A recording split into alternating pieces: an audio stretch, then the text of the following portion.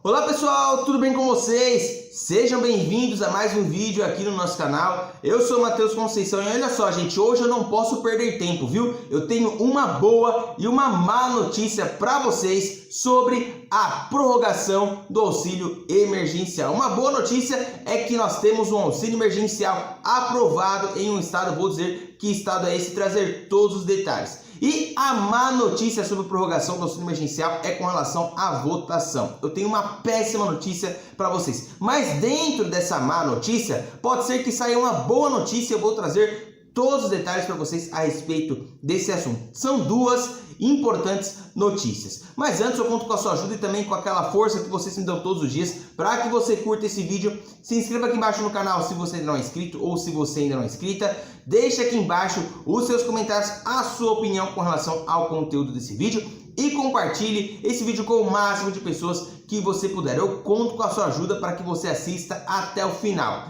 É muito, mas muito importante, é imprescindível que você entenda a situação atual do auxílio emergencial e dessa tal de PEC emergencial, beleza? Vamos lá para a primeira notícia. Olha só, gente.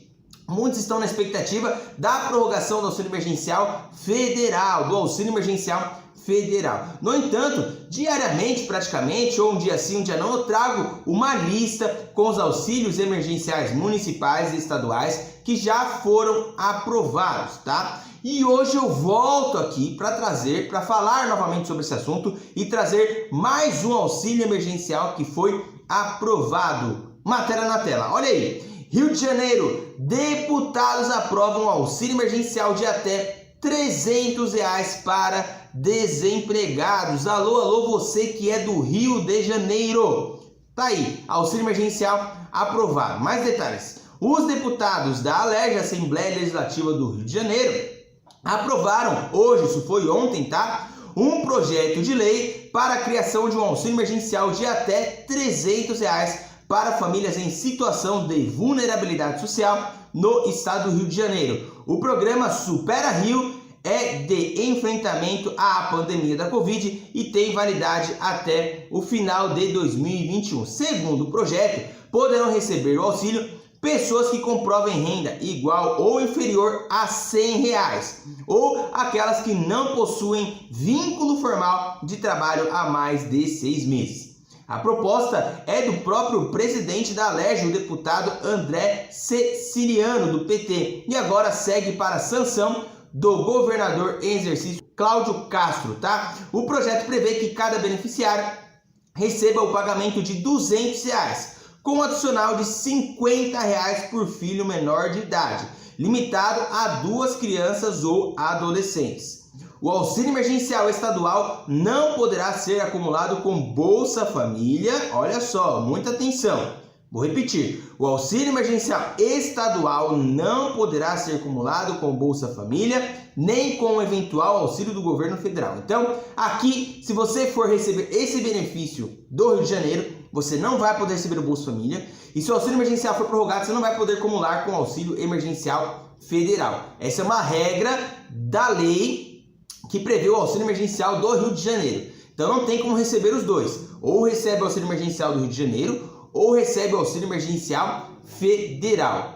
Ou recebe auxílio emergencial do estado do Rio de Janeiro, ou recebe o Bolsa Família. Não vai poder acumular. E tem que seguir essas regras, tá? Então é até R$300, de acordo com todas essas regras que eu trouxe aqui para vocês. R$50 a mais por cada filho, né? Por cada criança ou adolescente, limitado à quantidade de 2 crianças ou 2 adolescentes. Serão priorizadas para a concessão do benefício as pessoas responsáveis por crianças de 0 a 15 anos de idade, ressalta o projeto de lei. Além do auxílio emergencial, o programa Supera Rio prevê a abertura de uma linha de crédito de até R$50 mil para microempreendedores individuais, cooperativas e profissionais autônomos. Então, ainda precisa da sanção do governador, mas existe uma grande expectativa para que, de fato, seja aprovado o auxílio emergencial do Rio de Janeiro. Beleza, gente? Trouxe essa informação para vocês, essa era a primeira boa notícia, tá? Auxílio emergencial do Rio de Janeiro aprovado. Para mais informações, estaremos acompanhando aí, tá? A sanção do governador, se vai ter a sanção do governador ou não, ok? Com relação ao estado de São Paulo, gente, a cidade de São Paulo, na verdade,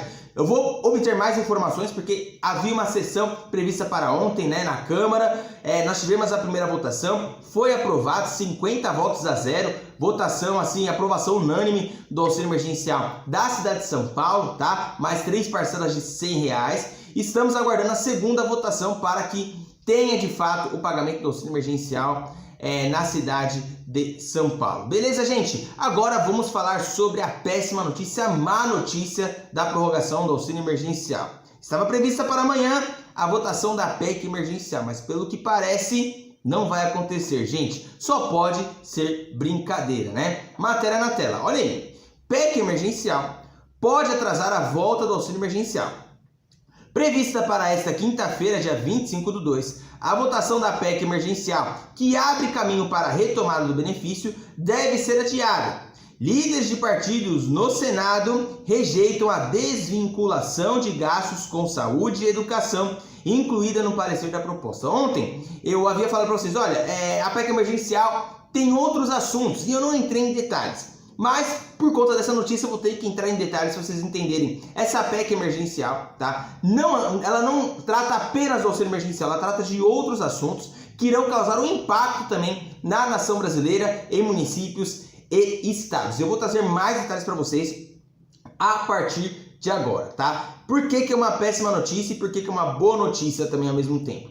É uma péssima notícia por conta da prorrogação do auxílio emergencial, pode atrasar a prorrogação. E isso aí é brincadeira, né? Por quê? Porque a população brasileira, né, de fato, está sendo prejudicada por conta de todas essas questões políticas, desde lá de trás. Por questões políticas, essa prorrogação já tinha que ter vindo, né? Teve eleição, enfim, teve um monte de coisa aí, e a população fica, né, à mercê da sua própria sorte, esperando a boa vontade do governo em aprovar benefícios sociais, como o novo Bolsa Família, né, o 13º dos aposentados, a comissão mista de orçamento para liberar todos esses benefícios, enfim, e até agora nada, tá? Agora, para os estados e municípios, algumas pessoas têm opiniões divergentes. Essa mudança que querem fazer na PEC emergencial pode, né, ser uma boa notícia. Eu vou explicar tudo para vocês a partir de agora. Olha só, gente, prestem atenção. Prestem atenção, hein? A retomada do auxílio emergencial pode atrasar ainda mais por conta da polêmica em torno da proposta de desvinculação de gastos com saúde e educação, constante do parecer do relator da PEC emergencial, senador Márcio Bittar. Líderes de diferentes partidos, incluindo os de centro e de esquerda, dizem que a manutenção desse ponto no texto vai inviabilizar um acordo para a votação da matéria em 2 turnos no Senado amanhã, frustrando os planos do presidente da Casa, Rodrigo Pacheco. A pressão dos parlamentares, conforme apurou o Correio Brasiliense, a matéria do Correio Brasiliense, levou Pacheco a considerar um adiamento da votação. Então, olha só, gente, para aprovarmos essa PEC, para termos a prorrogação do auxílio emergencial, enfim, eles têm que estar todos em consenso para aprovação de qualquer tipo de matéria, como, por exemplo, a reforma administrativa que está para vir aí, reforma tributária, a própria PEC emergencial, precisa ter um acordo, ok? Para que as coisas andem. Então, precisa ter aí, no mínimo, um número de votos para que a matéria avance. Então, eles falam assim, ó, vamos fazer? Vamos votar assim? Vai ser assado? Temos maioria para isso? Então, vamos colocar. Como não há o acordo fechado com relação a esse assunto que eu vou trazer aqui para vocês, a prorrogação do auxílio emergencial pode ser adiada. Por quê? Porque ela está dentro dessa PEC emergencial. A cláusula de calamidade que permite a prorrogação está dentro da PEC emergencial.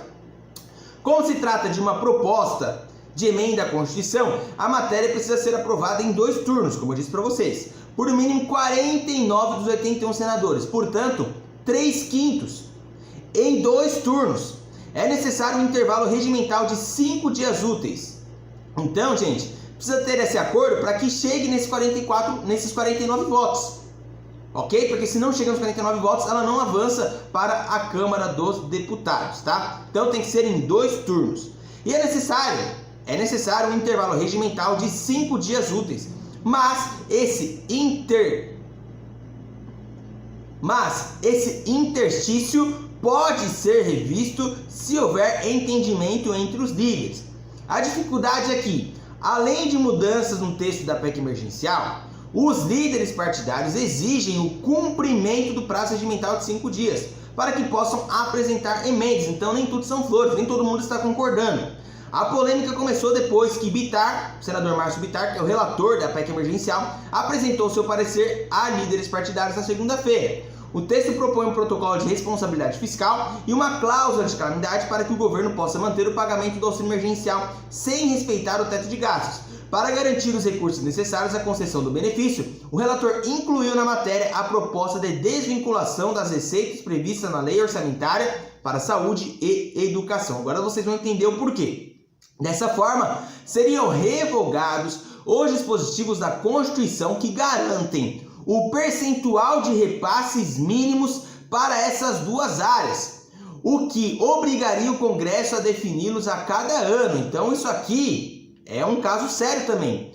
É uma boa notícia discutir esse assunto, porque, prestem atenção no que eles querem fazer. Eles querem revogar os dispositivos da Constituição que garantem o percentual de repasses mínimos para saúde e educação.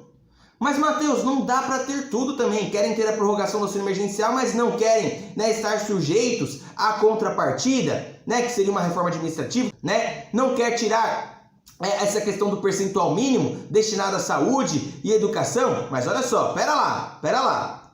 Não se pode colocar também, a questão do auxílio emergencial, ok? Num patamar maior em detrimento da saúde e educação. Não pode em detrimento da saúde e educação. Tem que colocar o auxílio emergencial num patamar acima, ok? Das regalias de políticos. Tem que colocar o auxílio emergencial acima das mordomias dos políticos. E não fazer a contrapartida. Olha, presta atenção, e não fazer a contrapartida do auxílio emergencial com a saúde, com a educação, com os salários de servidores públicos de baixo escalão. Por que não mexe no salário de juiz, de promotor, que o cara ganha 30, 40 mil reais? Por que não? Por que não? Tem que ser em detrimento da classe mais vulnerável, da classe mais baixa? Isso aí eu não concordo também. Eu não quis entrar em detalhes com vocês com relação a isso, porque estava prevista a votação. Mas, de fato, é um ponto controverso que nós precisamos levar em consideração, sim.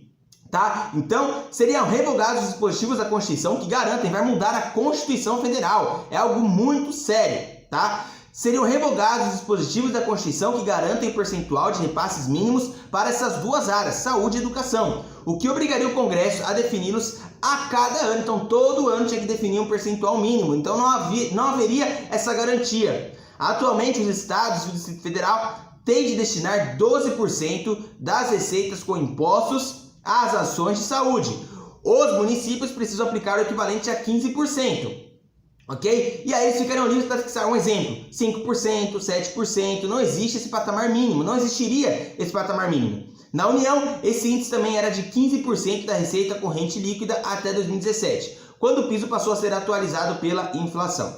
No caso da educação, o mínimo é de 25% das receitas com impostos para estados e municípios. Na União, o piso era de 18% até 2017, quando o valor passou a ser atualizado pela inflação. Parlamentares que se opõem à proposta de desvinculação dos gastos com saúde e educação criticam esse dispositivo devido ao avanço da pandemia no país e à recente promulgação em 28 de dezembro da emenda constitucional que torna permanente o Fundo de Manutenção e Desenvolvimento da Educação Básica, o Fundeb. Então iria mexer no Fundeb e aumenta a participação na composição dos seus recursos. Então, gente, eu ia continuar aqui, mas esse é o básico que vocês precisam entender. Estaremos acompanhando amanhã para saber se teremos ou não a votação da PEC emergencial em decorrência dessas controvérsias, e aí o auxílio emergencial pode atrasar. Mas, como sempre, estarei todos os dias acompanhando de pertinho o auxílio emergencial e tudo o que acontece. Estamos de olho em tudo o que acontece na Câmara dos Deputados, no Senado Federal, no Congresso Nacional, estaremos de olho lá em Brasília. Beleza, gente? Eram essas informações que eu tinha para vocês. Se você gostou, deixa um like. Se inscreva aqui embaixo no canal se você ainda não é inscrito, ou se você ainda não é inscrita. E também não esqueça de deixar aqui embaixo os seus comentários.